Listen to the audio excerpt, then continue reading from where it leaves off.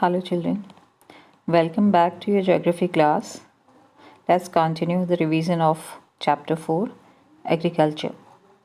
In this session, we are going to revise farm system. In agriculture or farming can be looked at as a system. The important inputs are seeds, fertilizers, machinery and labor.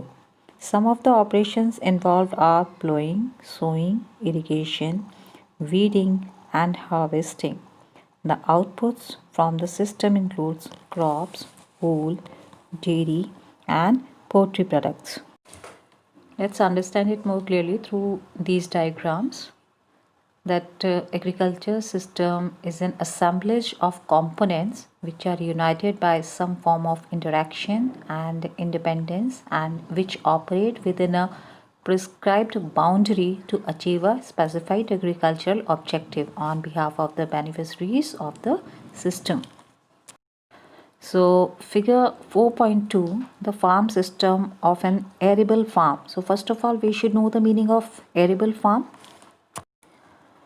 Arable farming means that only crops are grown on a farm and then used or sold by farmer according to his needs. The arable farming needs slightly sloping land, fertile soil with balanced moisture that is not too dry or wet, farm climate to support growth and suitable machinery and human resources to work. So this is called arable farming or arable land.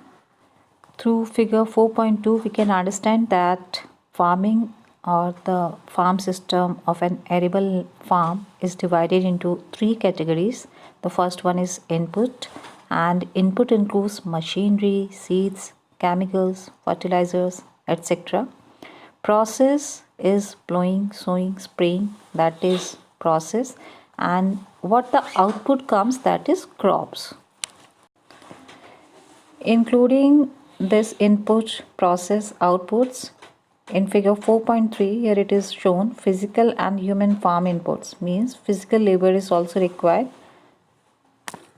So human inputs include labor, capital means money, machinery, seeds, fertilizer and young stock. Physical inputs include climate and weather, soil relief means shape of the land, and slope. Processes are the things that go on within the farm.